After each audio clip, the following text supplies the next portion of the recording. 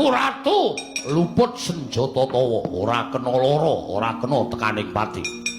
ratu langgeng ana ing jagat aku menang ngiranke awakku dhewe wong sandonya kudu nyembah dramaku cageme waduh